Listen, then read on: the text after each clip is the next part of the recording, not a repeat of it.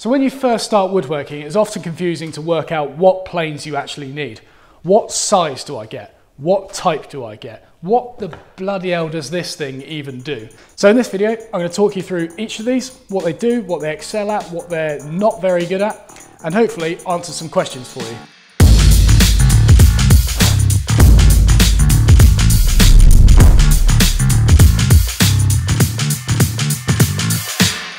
So what is on the menu today? Well, as an overview, we are starting with bench planes. So they're going to be the most common thing you use in all of your woodworking. Secondly, we're going to cover block planes. Thirdly, we're going to cover joinery planes, so shoulder planes and router planes. And finally, we are going to cover specialist planes, so a scraper plane and a scrub plane. So let's get started with bench planes. So if I'm to simplify this down to its bare bones, these will go down from the teeny tiny number 1 all the way through to the absolutely monstrous number 8.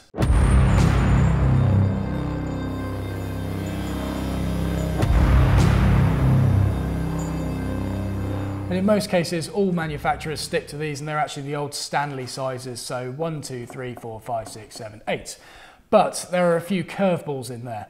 For example, a number 4, you can also get a 4.5, which is pretty much exactly the same length. It's just got a wider body and a wider blade on it. You can also get the same thing for the number 5. You can get a 5.5, which is again exactly the same length, just a wider body on it. So that would be a 4.5, a 5.5. However, the confusing thing is, if you go to a number 7 and get a 7.5, that makes it a low angle. Don't ask me why, I have absolutely no idea why they do this. But if you're after a plane of this length with a wider body, go for the number 8, there is a little bit more width on that. So I mentioned low angles. This right here is a low angle jack plane. So again, this is a number 5, probably the most versatile size you can choose. But as you can see, that one is bed at 45 degrees, this one is bed at 12 degrees. So if you watch my reducing tear out video, you'll see why I use these, and you'll see the advantages this has over a standard bed angle of 45 degrees. And you can also get number 4s as low angles as well, again sharing exactly the same benefits as this low angle jack, just with a shorter sole on it. So we all know what bench planes are used for: flattening faces, squaring edges, sort of general workshop use. No toolbox is complete without at least one of these tools. So now it begs the question, which ones do you actually need?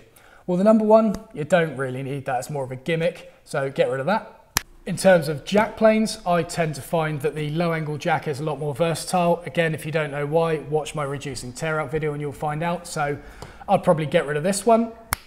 In terms of jointers, you've got the number 7 or the number 8, and you've also got the 7.5, don't forget, which is a low angle version of this. I've got a low angle plane here, so I don't need the 7.5, but choosing between these two depends if you want to be able to wrestle the extra weight of the number 8. You've got an extra inch or 2 on the end, and you've also got a wider body on it, and that does add quite a bit of weight, and it's quite a lot of effort using this. My work doesn't usually go up to that scale, but it would be lovely to own it. However, I would just go for the number 7, so let's get rid of the number 8. And finally, smoothing planes. So same sort of thing as the number 7 and number 8. Depends if you want the wider body or not. So again, I don't really find it useful for wider body planes. The only thing that I do like about them is that they add a little bit of extra weight. So with planes, you want to be able to keep them in the cut, and if the plane is doing that work for you, then it makes planing a lot easier. With my number 4, I've got this in bronze as opposed to iron, and that adds a lot of weight to it anyway, making it a similar weight to this 4.5, despite being a smaller body. If this one wasn't made of bronze and was made of iron, and it was significantly lighter than the 4.5, I would probably go for the 4.5 just to have that extra weight on it. So for me, I'm going to get rid of the 4.5, but just bear in mind that the weight can really help with these. When you start going up to number 7s and 8s, that weight can be quite troublesome to handle, but something like this, it really helps having that extra weight. So let's get rid of that. And there we go. So that is the 3 basic planes I would go for, and these are the ones that I own. Now, the only reason I've actually got the number 7 is because I was making a guitar a few years ago, and I'll put a little thing to my portfolio up in the top corner.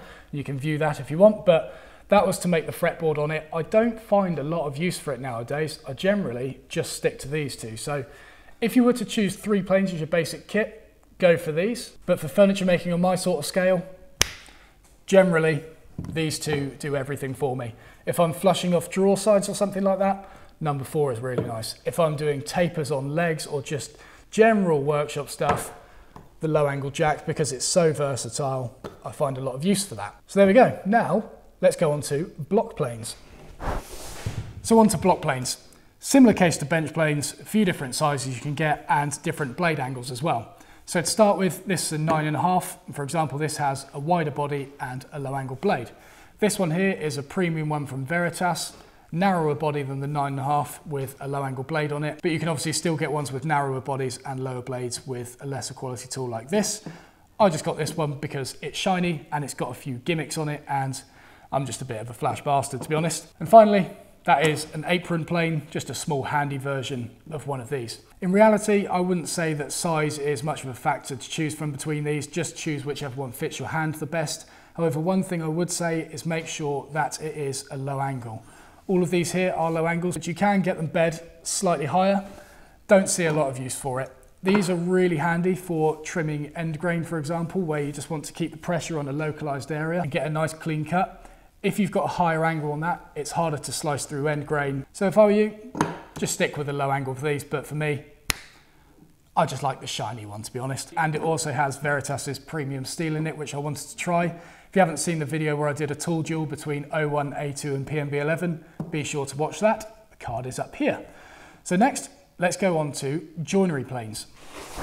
So joinery planes, again, you can get them in different sizes. So this one here is a router plane, this one here is a small router plane, this one here is a medium shoulder plane, and that one here is called a detail rabbit plane, but it is a form of shoulder plane. But for my work, I haven't actually found a use for the smaller ones just yet. I tend to get by with just these two. So characteristics of a router plane, well, this one here works exactly the same as your old screaming electrical router, except you can't cut overloads with it, obviously. So it really excels at cleaning out the bottom of grooves to a certain depth, and you can do that by adjusting these, and that is moving the blade up and down. They also have depth stops on them as well. A shoulder plane is really good for trimming shoulders, for example, and also trimming the cheeks of tenons. Characteristics of this is that the blade is flush with the edges of the tool. It's not limited by the sides of the mouth as you are on a bench plane and block plane, so you can essentially cut these to an infinite depth, which, like a router plane, makes them very good at cutting grooves to a certain depth. And you can obviously choose the size of shoulder plane you want to suit the width of groove that you need. Now, if you watch my workbench video, you'll know that I use these a lot when I was trimming the tenons to go into the legs, and also the stub tenon going into the end cap as well. A router plane, if you watched my Krenov cabinet series, you'll know that I use these for clearing out the hinge recesses. I had the cabinet all stood up and I needed to clean out the hinge recesses on it. You don't want to be doing that with an electrical router, obviously, because holding that thing on its side would have just been absolutely catastrophic. And doing it with a chisel, you can do it, but you don't get the precise depth control that you can get with one of these. So all I did, stuck it on its side and trimmed out the hinge recesses like that. So a really handy tool to have. Both of these, it's hard to choose between them. If I was to get one of them in my toolkit, I would just say buy them as you need them. Every toolkit can benefit from one of these and your joinery will thank you for it. So finally, let's go on to the specialist planes. So specialist planes are exactly that. They're not massively versatile tools and they are usually used for one purpose only. This one here is a cabinet scraper, and if you watch my video on sharpening a card scraper, basically all this is a holder for one of these. This has a slightly thicker blade on them, but what these really excel at is if you've got a big wide surface to scrape, this will allow you to keep it perfectly flat while you're reducing that tear out on it. Like I said in the other video, if you're using one of these, it's very easy to start putting bumps and stuff in one of these because you don't have a flat reference surface on the bottom. This one will allow you to keep that flat surface while also reducing the tear out. The trade-off of one of these is that they are a little bit of a pig to set up. I haven't really messed around with these in the past and still haven't found a method to sharpen them properly and set them up properly. So some of you are asking if I was going to do a video on setting up one of these. Unfortunately, I'm not. Like I say, don't use them enough, not too comfortable with setting them up, and I don't want to just make a video for the sake of it if I don't actually know what I'm talking about. This one here is a scrub plane.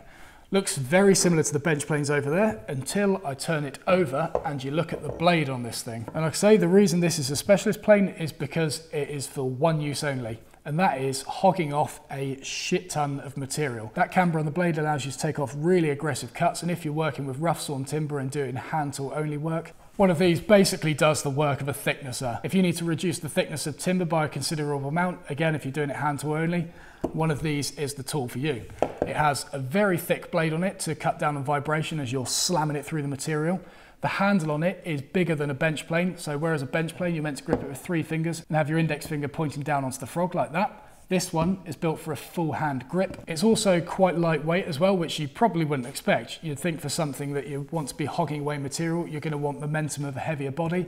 But as you would also expect, if this was really heavy and you were using this to slam through material, you are going to get knackered from using it. So it's actually quite a light tool to use. Now, I don't actually own a scrub plane with these characteristics and body shape, but I have converted my old Stanley No. 5, which was an absolutely awful tool, into a scrub plane for coarse work. And I did that by filing open the mouth, putting a massive camber on the blade, and that was hogging away a lot of material. But like I say, being a heavier tool, it was extremely tiresome to use. That's where a proper scrub plane like this would be very handy. But like I said, it's not like Pokemon, you haven't got to catch them all, you just need the select few that's going to suit your work the best. My advice is to start with a low angle jack plane because that's going to be the most versatile tool you own, and also a block plane of some description. Like I say, go for a low angle if possible. Smoothing plane, nice to have, but your jack plane can cover a lot of the things that the smoothing plane can do. Router plane, shoulder plane. If you can't choose between them, I would personally say that a shoulder plane is a little bit more versatile, but other people may have different opinions. Buy them as you need them if I were you.